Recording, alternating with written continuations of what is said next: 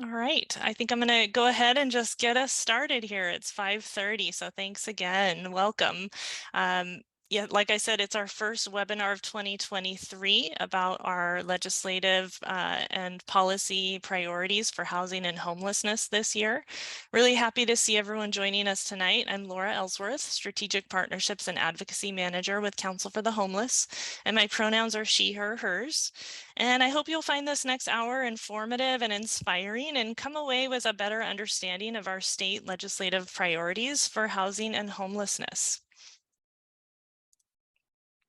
I see some new folks here tonight, so I have a few reminders for us as we get started. First, the only people that you'll see in here are the panelists and hosts. And if you have questions, please feel free to post in the chat or the Q&A. I think that I have all that working correctly this month. So for those of you who were with us last month, fear not. I think it should all be working well tonight. I do have some helpers also monitoring the chat tonight, and I just want to shout out Shavana McEwen, our Director of Advocacy and Equity at Council for the Homeless. So she's going to be helping us answer questions as we go, and we'll do our best to kind of keep things moving along in the chat and the Q&A. Also, this webinar is being recorded and we'll send it out shortly after. I usually try to get it posted the next day, and it can be viewed on our website anytime. And a short survey will appear in your browser after our webinar tonight, and we do really appreciate you filling that out. It helps us plan out our topics, and it just keeps us accountable to what questions are on your minds. So here's our agenda for tonight. We are going to go a little schoolhouse rock on y'all and cover some basics about how our state legislature functions, passes laws, and creates our state budget. We'll also get a lay of the land for Clark County and our elected officials and talk about our housing and homelessness priorities for 2023. Then we'll hear from a fantastic panel of speakers tonight who will share some great information and personal stories and experiences with advocacy with you all. And by the end of the night, we'll have a tangible way for you to take action, many tangible ways for you to take action, including registering for Housing and Homelessness Advocacy Day that's happening next week. So this year is what we call a long legislative session. It's 105 days long, and that is because the main task for lawmakers this session is to create a state budget for the next 2 years that begins July 1st, 2023, and will go through June 30th of 2025. The legislature has two primary jobs each session: to pass laws and to make or adjust the state budget. And according to the Washington State Economic and Revenue Forecast Council, the state is projected to bring in about $681 million more than anticipated for the coming 23 through 25 budget cycle. This translates to good news all around and an unprecedented opportunity to continue to make bold investments and to address the affordable housing and homelessness crisis in our state. The long session is also a chance to introduce new legislation that will help further our work and make funding adjustments to bills that were passed in previous years. And because 2023 is not an election year for any members of the House or Senate, the lawmakers have additional accountability to the investments that they make. 2023 also brings us new legislative district lines, newly elected representatives and senators, and a hybrid of in-person and virtual operations in Olympia as the pandemic recedes. So here's a makeup of our state government. Think of it as a mini version of our federal government. We have a House and a Senate and 49 legislative districts based on population. And each district has approximately 78,000 people as of the 2020 census. And that's actually up from 68,000 in 2010. So our state has had a pretty good population increase. Each district has one senator and two representatives that work in Olympia each legislative session. And we now have 4 legislative districts that cover Clark County for the most part, and therefore we have 12 total members of our legislature that represent the people of Clark County. So we'll start with the 49th legislative district. It's the most urban district, and we have these 3 women representing us in Olympia: Senator Annette Cleveland, Representative Sharon Wiley, and Representative Monica Stonier, who is also a board member for Council for the Homeless. And key committees for these legislators include Housing for Senator Cleveland, and Appropriations and Rules Committee for Representative Stonier, and Finance for Representative Wiley. The Rules Committee is a really noteworthy committee, and it determines whether and in what order to schedule bills for consideration on the floor of the House, and reviews, adopts, and schedules consideration of floor resolutions. The Appropriations Committee considers bills with operating budget and fiscal impacts, and we're going to talk more about that operating budget in just a bit. Here you can see the three legislators from the 17th legislative district. Now, the 17th legislative district is mostly suburban, but it has become more rural as it now stretches out to cover the entirety of East Clark County from its northern boundary all the way to the Columbia River. And then it extends beyond Clark County into Skamania County. So key committees include Appropriations and Rules for Representative Harris and Ways and Means for Senator Wilson. And newly elected Representative Waters serves on the Capital Budget and Workforce Committees, which are also very relevant to our legislation that we are advocating for this session that I'll talk more about in just a bit. And then we have the legislators from the 18th district. So this district has two new representatives and one long-serving senator, Ann Rivers. The 18th legislative district is a mix of suburban and rural, and it covers areas like Philida, Salmon Creek, northeastern parts of Vancouver, and the western part of Battleground. Key committees for this group include Housing, Rules, and Ways and Means for Senator Rivers, and the capital budget for our newly elected representatives for this district. And now we have what's new to us, which is the 20th legislative district. So this district representing Clark County is new since redistricting happened in 2020. And the areas of the county contained in the 20th legislative district include La Center, Yacolt, and Ridgefield. And this district actually goes all the way up past Centralia to the north and all the way over into the Cascades to the east.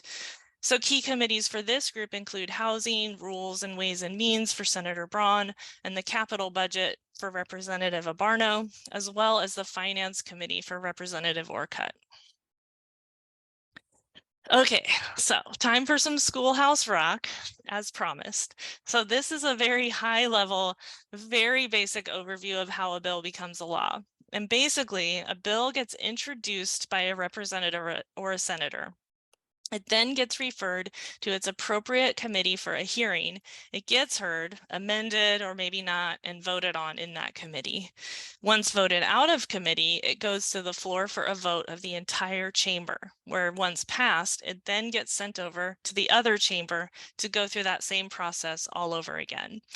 And after all of this, once the bill has been passed out of each chamber, it goes to the governor for action. And then that's where the governor can decide to sign it, veto part of it, or veto all of it.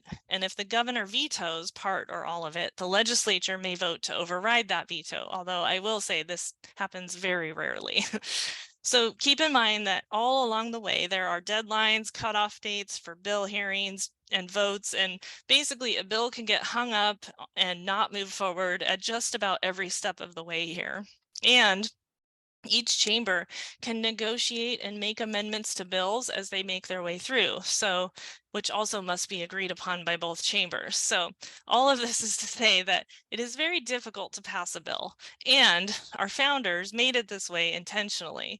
Believe it or not, this is a very pared down description of the process, but I wanted you all to know the very basics of it, how it works, because you'll hear things referenced like cutoff dates and House of Origin dates and hearings for bills referenced when we ask you to take action during the legislative session. And some of those actions are influenced by those cutoff dates. So that's sort of the method to this madness here. Okay, so before we get into the legislative priorities for this year, let's just take a quick trivia break. How many of you get confused about the spelling of the word capital? I know I do. So here's a little trick. As the capital city of the state of Washington, Olympia also houses the state's capitol. In the first instance, capital is used to reference a city that is the seat of government. In the second instance, capitol is used to refer to the building in which the legislative government meets. So I remember it by thinking of the Capitol dome of the legislative building in Olympia being the building, and the O in dome making it the Capitol building, but the city being the capital all of Washington. So I don't know if that's helpful, but there you go. And while we're on it, here's another fun fact to keep in mind. This is a cheat for remembering which bills are introduced in the Senate versus the House. You'll hear a lot of bill numbers if you participate in advocacy over the legislative session, and sometimes it's confusing. Is this a House bill or is it a Senate bill? Well, House bills always start with a 1 or a 2, while Senate bills always start with a 5 or a 6. And most bills introduced have a companion bill in the other chamber, and ideally they kind of move through their process at the same time. But either way, they each respectively have to make their way through each chamber on their way to becoming a law. All right, so just a quick overview of the state budgets, because we deal a lot with the budgets when we're doing our advocacy. With the housing and homelessness advocacy, we primarily deal with the capital budget and the operating budget. And the capital budget applies to what we refer to as the brick and mortar projects. For example, investments into the Housing Trust Fund. The Washington legislature makes those biennial appropriations into the capital budget and directs the Department of Commerce on how to invest the funds. The operating budget, on the other hand, deals with anything related to homeless services, among many other social services and programs, but our issues are contained in that too. So funding for many of the bills that we're advocating for this year will come out of the state's operating budget. There's also a transportation budget, but we rarely have to work with that with the housing and homelessness issues. So here we go. Legislative session priorities for 2023. Here are the basics. First, we're asking for a bold $400 million investment into new and preserved affordable housing in the Housing Trust Fund. The Housing Trust Fund provides capital financing through loans or grants to affordable housing projects. So we're asking for, within this, a significant investment into programs that provide rental and cash assistance to our most vulnerable residents, like rental assistance, housing and essential needs, and cash assistance programs like the Age, Blind, and Disabled program, which serves people who are waiting on permanent disability income. We're asking for investments into the statewide eviction prevention program to make it truly accessible for all who need it. And we're asking for frontline homeless service provider workforce stabilization to help stabilize a workforce that is often on the verge of homelessness themselves and who have undergone significant trauma these past few years of the pandemic, serving people hit the hardest by it. And last, but absolutely not least, we are working to end unfair, abusive, and predatory rent increases. So let's dig into more of each of these. The affordable housing portion of the legislative agenda is primarily that $400 million investment into the Housing Trust Fund. So I want you to know that the Housing Trust Fund has, since 1986, invested more than $1 billion in capital funding and helped build or preserve more than 50,000 affordable housing units in our state.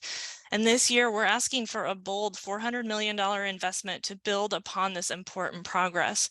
This $400 million appropriation should build and preserve permanently affordable homes and invest in home ownership opportunities for Black, Indigenous, and other people of color. And the state's operating budget should invest approximately $8 million for people of color-led organizations for organizational support and capacity building to address the historically inequitable access that they have had to traditionally to Housing Trust Fund dollars. And a new permanent fund source for the Housing Trust Fund going forward would ensure significant investments in the future. Options include a new state level real estate excise tax, or what we call a REIT tax, on very high value properties, like properties over $5 million. In addition to local options to fund affordable housing through REIT taxes at local levels. Here are the legislative priorities that address homelessness prevention. Some of you may know and some may not that the document recording fees that are added during real estate transactions, like the buying or selling of a home or a refinance, it's usually a fee of about $180. And some of you who were with us last year may remember that we advocated to increase that to $180 last session, are the largest source of funding for the homeless crisis response system in our state and certainly in Clark County. And because of the rapidly cooling housing market and higher interest rates, the state's document recording fees are experiencing an almost 50% reduction, and the state must take action to fill that gap to prevent a loss of services. I mean, direct talk here, there will be cuts to our system if our legislature does not backfill this 50% decline in funding. Next on the list, the Housing and Essential Needs Benefits cliff needs to end. Previously, the state approved a Social Security income pilot program where people who were waiting to qualify for SSI or SSDI receive rental assistance because they were obviously unable to work while they were waiting the many months for the SSI and SSDI paperwork to be processed. It was extremely successful in preventing homelessness for people, and it needs to be extended statewide and made permanent. We also have the Age Blind and Disabled program, which is exactly what it sounds like. It's a cash assistance benefit for people who are waiting to qualify for SSDI, which can take, as we know, many months. And currently, these people who are already extremely low income and disabled are required to pay back any benefit they received while waiting for SSDI to take effect, which takes much needed funds out of an already limited income once they receive it. An income that we know there's literally not a single place to rent for that amount of money in our community. And lastly, it's time to remedy a cut that was made during the Great Recession in 2011 that provided cash assistance to people with very low incomes who are only temporarily disabled. And this is an example of cuts being made to the people who can least afford to absorb them and who need the safety nets the most. So it's time our state stopped cutting programs from the people who need them the most and remedy this poor decision that was made more than a decade ago. So here's some of our legislative priorities to prevent evictions, which we know are a direct path to homelessness. If there's one single predictive factor of likely homelessness, it's eviction. So our asks this year are to continue funding for pre-eviction civil legal aid and to add another $400,000 to assist tenants who are just not quite eligible for the right to counsel through their screening phone line that they have set up. The total request is $2.4 million, which also includes an inflation adjustment, which we all know we need. We also are asking to increase funding for statewide right to counsel. This is a law that was passed, I think it was last legislative session, and we need this funding increase to properly operate the program to meet the statutory requirements and to serve eligible tenants. So the total increase needed here from the original baseline is $1.9 million in fiscal year 2024 and $2.5 million in fiscal year 2025. We also want increased funding for the Tenancy Preservation Program and the Landlord Mitigation Fund. There's currently a backlog of requests from landlords, and the TPP program is a critical strategy to prevent evictions. The Department of Commerce anticipates that an appropriation of approximately, easy for me to say, $10 million would address the backlog and prevent many tenants from experiencing eviction and homelessness. And as we know, many frontline service providers in many different industries have suffered these last few years, experiencing the unique trauma and strain that providing direct service does throughout the unprecedented challenges to body and mind during this pandemic. This would impact nonprofit organizations providing affordable housing and homelessness services that are funded through the Department of Commerce. A permanent increase will allow for wage and benefit adjustments, which are a critical solution to the workforce crisis facing this sector. All right, so we all know just how much rent has increased this last year, and not coincidentally, really since about 2014, when homelessness started becoming more visible in our community. We have some exciting bills to address extreme rent increases this year, thanks to some incredible champions in our state legislature. And so what I really want to focus on is these two bills that we have first that would prevent extreme rent increases and cap them at inflation and costs necessary for improvements. Additionally, it would allow the state's attorney general to advocate for tenants as any other consumer, which is currently not the case. And lastly, we have House Bill 1124, which would require landlords to provide 6 months notice for significant rent increases and allow tenants to break a long-term lease if their rent is being raised at a high amount. It would also cap late fees to $75 and would apply to both residential tenants and manufactured housing tenants. All right, so that's it for our legislation and civics overview tonight. Thank you for attending Schoolhouse Rock by Council for the Homeless. I'm super thrilled to introduce you to Ma Caroline Lopez, who is the Director of Equity, Racial Justice, and Electoral Organizing with the Washington Low Income Housing Alliance. Council for the Homeless follows the Housing Alliance's lead in Olympia. So these bills that I've just reviewed and these legislative goals come from the Housing Alliance. And so we follow their lead to engage advocates all session long. Ma Caroline Lopez has worked for a decade in housing and homelessness, first in direct service here at Council for the Homeless, yay, and then with the Washington Low Income Housing Alliance and the Washington Housing Alliance Action Fund. Ma Caroline is also a member of the Southwest Washington Equity Coalition and leads the Southwest Washington BIPOC Legislative Work Group, which organizes around bills that disproportionately impact BIPOC communities in Southwest Washington and throughout the state. However, Ma Caroline most enjoys creating space for transformational healing and liberatory culture building. Ma Caroline is here with us tonight to talk about some key legislators and the power that they hold on certain committees and how feedback from Clark County service providers and impacted community members informed this legislative agenda that we are advocating for this year. And also just why it is really important for lawmakers in Olympia to hear from Southwest Washington. There's a whole lot of Puget Sound advocacy going on, and Southwest Washington can really make some noise. So Ma Caroline, I'll turn it over to you. Thank you so much, Laura. I really loved the summary of all of those bills because it also gets me excited. To be honest, the reason why I even know what all those words mean, because it's not something that, anybody ever taught me about, when it comes to these policies, is because I worked in direct service at Council for the Homeless, and I could see the impact of HEN and ABD and the impact of, anything that could help people from experiencing homelessness. And so, the work that y'all do, but also the work that everybody who's on this call does has an impact around housing. And you all know what these things, what it would mean to be able to pass these bills and these budgets. And, it's just really exciting. The reason why these bills exist is because we've heard from you all, with focus groups in Clark County, with what we've heard from the COC in Clark County, and, the surveys that we put out. So we put out, specific, surveys to hear from different places all around the state. And we got a lot of feedback from Clark County residents.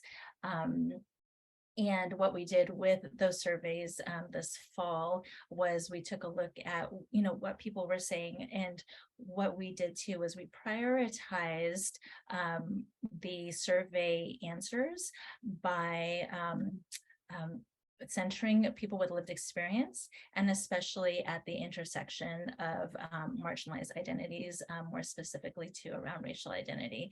And so in looking at those, then we could see what people really need, what is the priority, what are the things that will be most helpful to the people who are most marginalized. And I'm so happy that, Clark County played a large part in that. And part of that has to do with our community organizing. Like right now I'm repping RAP, Resident Action Project, which is made up of folks with lived experience of housing instability, homelessness. I know that folks both on this panel and in the audience are members of RAP as well, which is really exciting. And that is another big way to reach out to the community and talk with people who are living in the low-income housing, that if you are a housing provider or work at a place like Council for the Homeless, have helped to get people in there. And so we talk to those folks and gather info because they're the experts. And the other thing that another place too is the Southwest Washington BIPOC Legislative Work Group, where different people from different organizations, BIPOC-led organizations in particular, too, come together and talk about what's important to us. And particularly, we get to hear about housing issues and how that actually intersects with so many of the other issues that they, work on directly too. And what we had heard too from those groups who are in Clark County is that rent is just too high, and they are getting they're paying 50% sometimes or more of their income. Sometimes it's even 80% of their income on rent, which is no way to live. It's not just the tangible part of living in housing. There's also the mental health and stress that you already have, if your income is low, but then having to always be fearful of. So it's just great that Clark County has a lot of people and a lot of different groups who are working and interested in housing, and that information then informs all of those legislative priorities. You could see that there were some that were very specific around Black, Indigenous, and people of color housing and access to creating housing. So, with all of the organizing that we've been doing, and this includes, this meeting is part of organizing, part of getting us all together, because there are, as Laura showed us, there are actually like 3 different senators who are on that housing committee for the Senate Housing Committee. This year is the first year actually that both the Senate and the House each have a housing committee. It's not like housing and human services and veterans, or housing and local government, or whatever it's been. It's housing on its own, because we know that is the biggest issue that the majority of folks in the state, but also in Clark County, are worried about. And part of that reason too is we were talking earlier about how there are way more tenants than there are landlords, and there are especially in the Black, Indigenous, and people of color communities, they are experiencing all of this because there are more tenants than homeowners too, and then that you can trace back to systemic injustices and all of the racist history of this country. And so all of that just kind of comes down to the work that we're doing, and how much it makes a huge impact when Clark County in particular is showing up. So last year I heard from one of the representatives, specifically I'll say Rep. Stonier, who said, like, Clark County is showing up. I'm hearing from other lawmakers that not even just my committees, but other committees, that they keep seeing Clark County showing up, signing in pro, testifying, and that it makes a big difference. And it also helps our lawmakers to feel like they've also got backing for the things that are important to them. And so it's we are infiltrating, the legislature. It's not just Puget Sound. It's not just, the bigger cities. They can see what we're capable of doing. So we need all of you to, keep doing what you're doing, but bring your friends, bring your neighbors, to tell everybody about the different actions that are coming up and the things that are needed.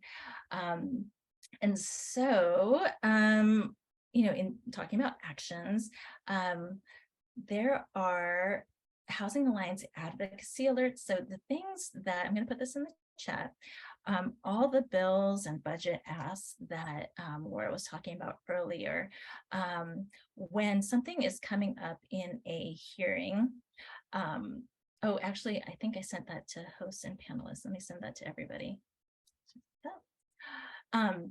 When something is coming up in a hearing, in a committee, etc., or it's something is coming up for a vote, then that's where we need to have folks, particularly folks in Clark County, to email all of their lawmakers, but in particular, the Senate housing members who are a part of, helping to, like, they have a say in whether or not these bills pass. So, Clark County is really important actually in making a difference. And so by signing up, getting involved and seeing the different ways to get involved, but particularly the action alerts, you will get an alert to when something's coming up. And it's like actually super easy because you just fill out your information and it'll automatically send a letter, or we might be asking you to make a phone call, or we might be asking you to sign a petition, or maybe your organization can also sign on to our organizational letters to show that, there are whole organizations that are for these bills or these budget asks. And then there's the options to testify as well. And if anyone's interested in testifying, y'all can, contact me, or actually it would be Poe from our organization. And I can put both of our emails on here too. And we can help you with your testimony. We can help support, you sharing your story. And then I know you all are going to talk a little bit more about HAD, but I want to give you the link to check out more information and to register for this year's Housing and Homelessness Advocacy Days, which are virtual again. This is, I think, our third year doing it virtual. Hopefully one day we'll be together there with in person and seeing each other. But, this is a time when, and I saw in the participants, I saw some LD leads. So, and some are on this panel too. I saw you, or I see you, Gary. And so our LD leads are so awesome to be able to help direct the conversation and help support other people who are wanting to speak to their lawmakers and share stories, and have this 15-minute meeting where you can really say a lot in 15 minutes and be able to talk directly to our folks during a particular day where other people are talking to them too. So it's just all housing. And then, you're welcome. It would be great for you to go to your lawmakers meetings, but you can also go to these other ones that are in Clark County too, because you live in Clark County, and they all care about who you vote for and everything. So it's really important. And I think that's all I have. And I do see, Carrie, your message. So I will go ahead and I'll take your email down, and I'll also add our emails there. Thank you all. Yeah, thank you so much, Ma Caroline. So yeah, I mean, there's definitely different ways that you can engage with advocacy this session. The action alerts that come out via email that you can sign up for directly with the Housing Alliance. We also have a link on our webpage as well, and I'll send it out after the meeting today as well in an email. I basically just take what the Housing Alliance sends out and kind of localize it to Clark County. Don't worry if you sign it twice. It's not a big deal. And then, yeah, this kind of new thing, which is the opportunity to sign in as pro on bills, that's happened during the pandemic, but it's actually like a really good way to just drum up a lot of support. It's the equivalent of what used to be showing up in Olympia and like physically signing in on a sign-in sheet outside of the hearing room door and kind of like just filling a room to be visible. Instead, it's virtual. You're able to do it on your computer. It is public record, but you can keep your information pretty confidential. You really just have to put in your name and your zip code and city, and I think your email address, and then you can put in like a phone number that's just 360-555-5555 if you want to, but it's if you don't want your phone number public. But it's another just really easy and effective way to make your voice heard. And then, like Ma Caroline was saying, next week we have our advocacy days where there's actual meetings set up with just about every legislator, each of those 12 people or their staff in Clark County, that you will get the information for. You can attend the meetings in the districts that you live in or work in. If you don't, if you live in Portland, but you serve people in the 49th district, I would say still sign up and attend that 49th district meeting. That's just as important for these meetings. So, Ma Caroline, I will ask, so, one of the bills that we have this year and a lot of the pushback, about like rent stabilization, for example, a lot of times people will say, there's a tendency to worry about like the smaller landlords, the quote unquote, mom and pop landlords, if you will. But I think what's the response to that pushback? That you hear, or that we want to express to our lawmakers? Yeah, there have actually been some folks who have testified for us, who are small landlords, who say that this, is actually, just fine for them. It's not going to make them sell their property or is actually hurting them in any way. They can wait 6 months. They don't have to, price gouge or anything. They don't, that this doesn't hurt the way that they would work anyway. The people who are really against this are the folks who actually own a whole lot more and are using the idea of quote unquote mom and pop landlord in order to say that this isn't fair for them. And that it's actually all the money that's going towards this are actually coming from really big corporate landlords. And I would say like one of the arguments or not arguments, but a lot of folks will also pivot to say, well, we're giving you money in the housing trust fund, but that doesn't help keep people housed now. Like rent stabilization helps people right now stay in their homes, not go into the homelessness system. And then we are building housing, and that takes time, and housing is up next, for them and can help support. But oftentimes, people will move towards, talking about the housing trust fund. And it's a helpful, but it's a separate issue than what we're talking about. We're talking about preventing people from becoming homeless, but also, like I said, there's all of the stress involved is there's so many more so many more issues if you're looking at things holistically. Mm-hmm. Yeah. So that's what comes up for me, and I don't know if anybody else has other thoughts on that. Yeah. Yeah, thank you. All right, let's see, time check. Okay, I am going to share my screen again and introduce you to our next panelist tonight.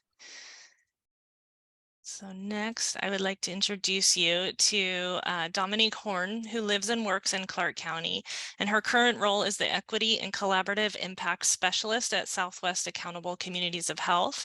She's been working as a community health worker in Clark County for the last 8 years, and she's got a pretty interesting story to share herself. So I will turn it over to you, Dominique. Well, thank you, Laura, and hi, everyone. So, um, being a community health worker, I've had the opportunity to engage in advocacy for housing for quite a few years. So it's something that every legislative session I have generally been aware of. I love being a member of Resident Action Project, as well as keeping up with the Washington Low Income Housing Alliance. They've always been such great supports for advocacy as a community member, sending out bills to sign on and opportunities to really engage with our legislative representation has always been something that I found super engaging. So during the pandemic, I'd say I wasn't as engaged as I have been in years past. Like many families, I was just getting through what the pandemic was really dishing out, and trying to keep up myself on rent, as I also was helping community members connect to resources. So back in 2020, I think the pandemic had been going on for quite some time, but it was finally getting to the point where I couldn't max out my credit cards anymore, that my retirements had all been pulled from and drained. I just wasn't able to keep up on the rent for my family anymore. With the loss of income that we'd had during the pandemic, it just got to a point where there was no other resources that I could pull from, and I needed to utilize rental assistance. In 2020, I reached out to Council for the Homeless, and I, like many families, got on the rental assistance list, but with the need being so great, there was still a couple months wait from the time you got on that list to the time you could actually see that rental assistance come to your landlord. So before the pandemic and before reaching out, I'd never had a late payment. I'd always been a good tenant, and I just found myself in this position that I no longer could make those ends meet with my family. I think I was on that list for from October until the day before Christmas, or maybe 2 days before Christmas, when I finally got the call. I was getting my rental assistance, and there was nothing that was more relieving to me and my family to know that we were going to be caught up in rent, and that we didn't have to have that hanging over our head. And it was such a great feeling. Fast forward 5 days, my landlord gave me a vacate notice 5 days after receiving the check from Council for the Homeless. So that relief was fairly short-lived. And I found myself going into 2021 really panicking. I'm a mother of 2 kids. I had a junior and a senior that were busy trying to adjust already to school from home, and also adjust to the fact that they had to pack all their belongings and they had nowhere to go. With the rent, with the eviction moratorium, there wasn't a whole bunch of rentals available. Trying to get into a place was nearly impossible.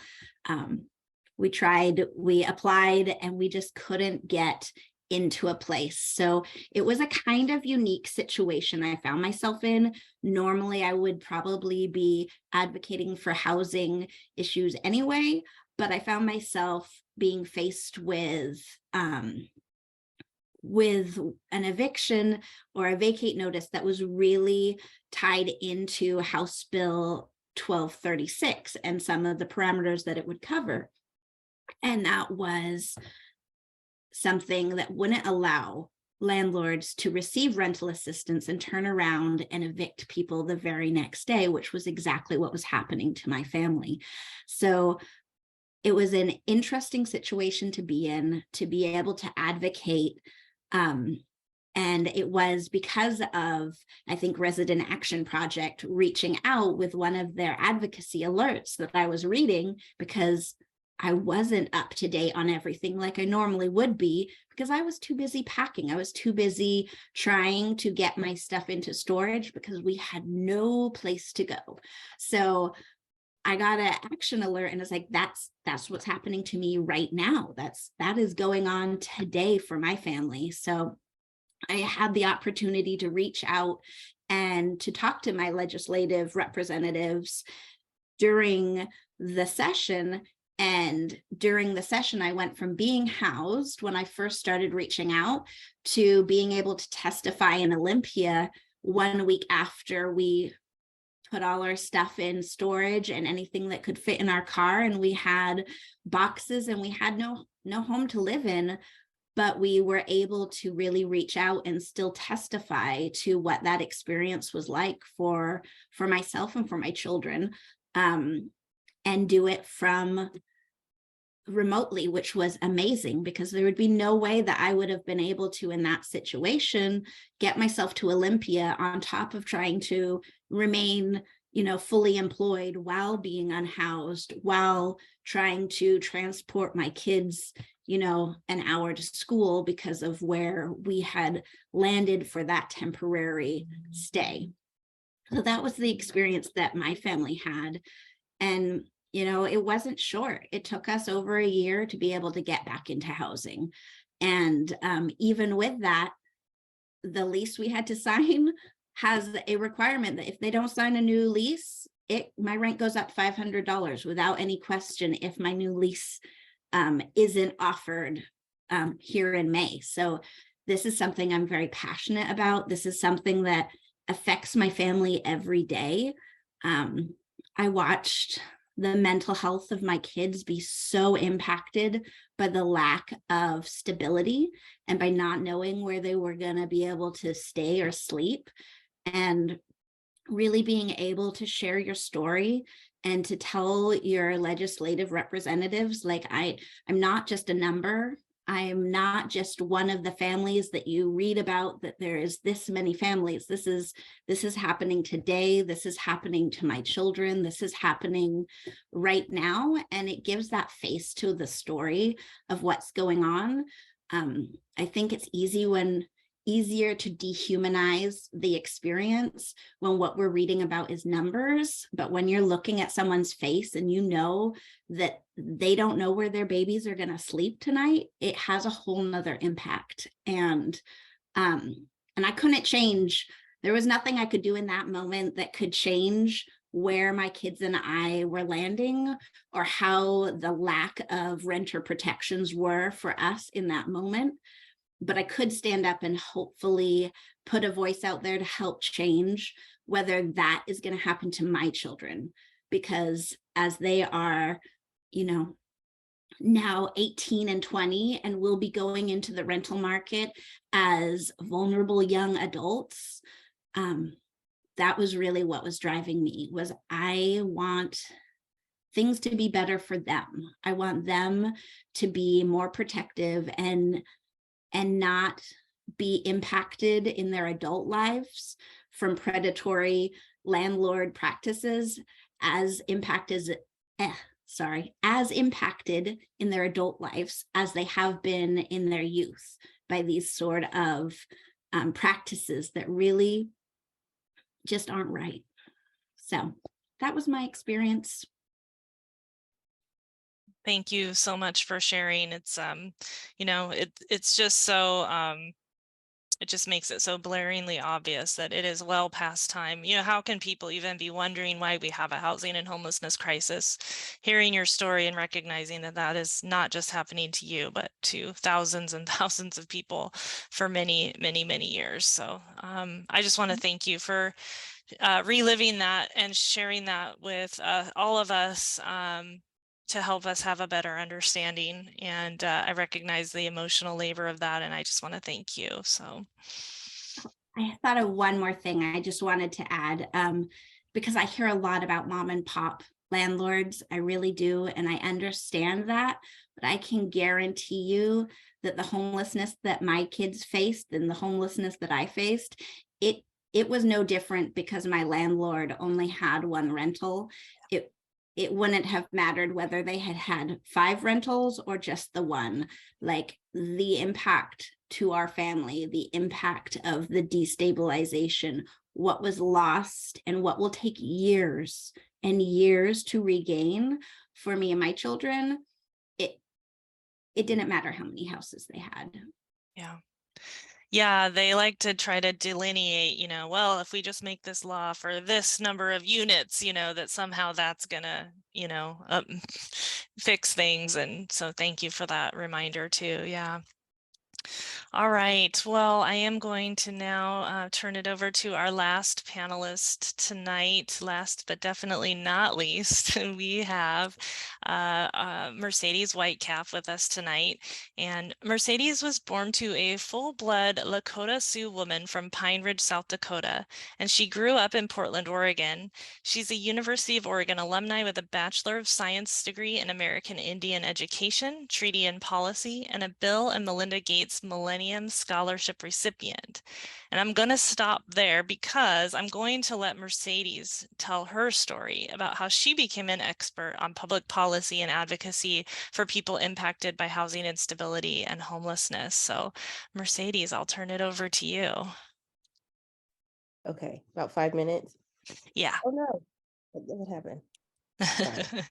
Sorry. Hi, so my name is Mercedes Whitecalf. Thank you for having me on this panel. My story is, I don't know if it's all that unique, but like you said, I grew up in Portland, Oregon. I was raised by my mother. I'm biracial. She's Lakota Sioux and my dad is Black.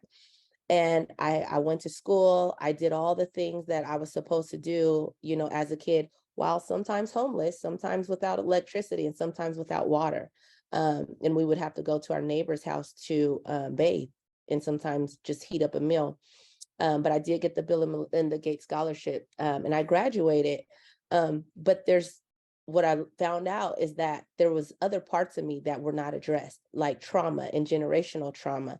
And so Mercedes that graduated college also was Mercedes who suffered from some abandonment issues, substance abuse issues. And although I did get a bachelor's degree, I found myself in drug and alcohol addiction, having untreated mental illness. And then eventually I became homeless. And when I got homeless, I disintegrated quickly. Like I fell down quickly. I was homeless for about 3 years. I stayed in doorways of buildings. I stayed under the bridge. I stayed in tents. I honestly thought that I would never make it out.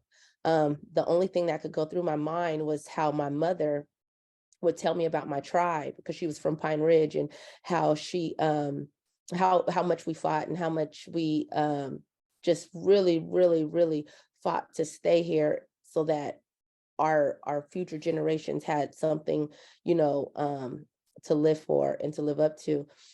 And my mom ended up passing of an overdose. And I was just out there all by myself. By the grace of a higher power, I asked for help, and I was able to get some services that were culturally specific services. And I got into a treatment program there. I did good. I got clean and sober. I stayed there. I got treated for my mental illness, and things went good. Eventually, I had to get a job, so I got a job as a janitor. Very, very humbling. And then after that, I got into being a housing advocate for another culturally specific program for women surviving domestic violence, because I too suffered from domestic violence. I'm a survivor, I'll say that. And when I did, I loved it. I love being a housing advocate. I love helping people, especially women with their children, get rental assistance and get help so they can like breathe for a second and come up with a plan that is not a crisis mind state plan. And then also getting just to know the women and helping them and doing everything that I can to pour in to folks, like people poured into me. What ended up happening is I had a client who wanted to go to college, and I was so happy for her. And she was like, Mercedes, can you help me get into college? Because she knew I got into college. So I helped her with her personal statement. We did her application, and she went from a community college and got into a university. And so I was like, you're going to need to apply for scholarships. We did that. When it came time to turn in her information to the housing advocate program that I was in, my boss let me know, like, hey, she can't go to school. And I was like, what? And so she was like, yeah, she can't go to school. She has to have a job. Like, she has to have an income. And I said, well, what if we can get her some scholarships that would equate to the amount of income she would work if she just, worked a minimum wage job? And she said, no, that's not how this works. And she said, it's actually against the policy for her to go to school. And so I was like, it was devastating. And I told her, I went to her and I said, hey, you're not going to get to go to school. I'm so sorry. I know you got in this program. We're supposed to help you with your rent for a year. And it's not going to happen. And she looked at me and she said, Mercedes, thank you for everything. And then she said, it gets me choked up. She said, God told me to go to college and I'm going to get a bachelor's degree to make a life that's better for me and my son. I hoped it would be with your program, but if it's not, that's okay too. Thank you for what you guys have done for me. And she's in college, and when she said that, I knew I was working on the wrong side.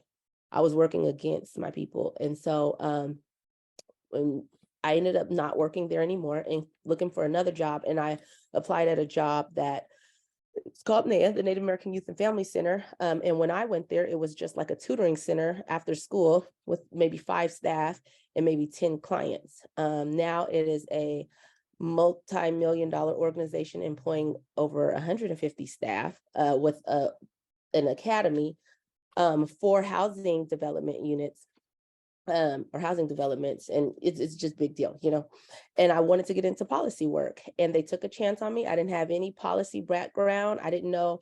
I always say this, if you would have asked me what a bill was, I would have said it's the thing that comes to your house, because I didn't know. And I felt stupid asking, and I felt stupid because I didn't really understand the difference between a Democrat and a Republican. And all in all, I felt really out of my league, and I was able to tell my boss, who is also Native, that's how I felt. And he said, Mercedes, that's okay. It's meant for us to feel this way. So he helped me and I helped myself, and I would watch the tutorials over and over again, because sometimes they were boring. Sometimes I didn't understand. I'd have to Google, the words and stuff like that, but educate myself. But that was empowering. And before I knew it, I kind of knew what was going on. And I was able to get registered as a lobbyist, and track some bills and start writing testimony. Now, when I wrote testimony, my boss, he was already a lobbyist, so he showed me just the formalities of it. But where I think I'm most effective at is telling my story and using my personal experience, because it's not rehearsed and it's from the heart. And this is the only way I know how to be. And I do that. And what I also do is I pour into my community and say, hey, like, bring a chair to the table. I'm gonna teach you what I know, but then I'm gonna also show you these tools that I use to educate myself, so that they can, just make up more opportunities for themselves, and then use their stories to testify as well. I'm very much aware that if it had not been for the culturally specific program, an organization that I work for, I would not be able to be a lobbyist or, operate in this leadership role. Right now, we're working on some housing things. Our hope is in Southwest Washington to build affordable housing, because yes, we need rental assistance, but affordable housing for, the future. And what that looks like for NAYA is partnering with neighboring tribes, partnering with the city, the state, the housing authorities, and making developmental units. And for housing, low income and affordable housing. We did that 4 times, and we have 5. NAYA operates 5 in Multnomah County. And so it can be done. So we have to show up for, testimony and advocate for policies and let folks know, let our legislators know, if we need policies that allow us to do things like that, because our people have always been homeless. We've always been, we've always had unstable housing, but after the pandemic, it got even worse. And the income levels are not increasing at the rate, they're not keeping pace with the housing levels. So everything's all out of whack, and it's just continuing on. But if we get some affordable housing in there, we can help mitigate that situation and really take action towards the housing crisis, instead of just, responding all the time. And then also, the unfortunates who do still end up, homeless or homeless, those households and those families, they have more of an opportunity to exit more quickly out of homelessness if there are units that are readily available to them and accessible to them, if they don't have a bunch of barriers in the screening process, if they have competent staff, to help them through the process, and if they have a place to go. So I would urge anyone to get involved. I know we've all gone through trauma. Actually, I don't know that, but most people that I come across have gone through some trauma. And I honestly believe if you went through that, there is something that you can use on the policy level to make some change just by your one voice being there. And we all support each other. I wouldn't have been able to do it without like RAP and the Washington Low Income Housing Alliance and Council for the Homeless and just a bunch of other organizations in Southwest Washington that really like nurtured me and helped me grow. So that is all. Thank All you. right. Thank you so much, Mercedes. I just really appreciate all of that. Thank you. This really is the you. You're talking about the you and the you make it happen. So, it really is important to share these stories with our lawmakers and get them to think differently about, the people that they're serving and to challenge their own internal biases and, where their empathy is focused when considering, policies that are really trying to help the most vulnerable people. So, okay, we're almost up on time. Thank you for staying a couple extra minutes with us tonight. Here's what you can do over the next several weeks. You can sign up to receive our housing advocacy emails through Council for the Homeless on our website, also through the Washington Low Income Housing Alliance. And then we will email this out to you as well, the link to do this. And then again, all of those ways that you can take action during the via the action alerts that will get sent out over the next few couple of months. The session, I think, ends the third week of April this year. And so just go with it. Follow the flow of the bills and the laws and the asks that are being made in terms of advocating in the ways that are necessary at the time. Again, sign in as pro, testify, attend Housing and Homelessness Lobby Day next week. Really, that's a chance to meet your legislators. It's awesome. They are very approachable, believe it or not. They really do care.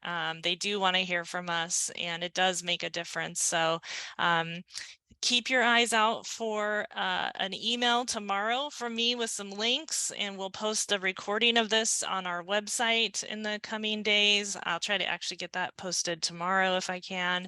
And I just want to thank our incredible panel tonight.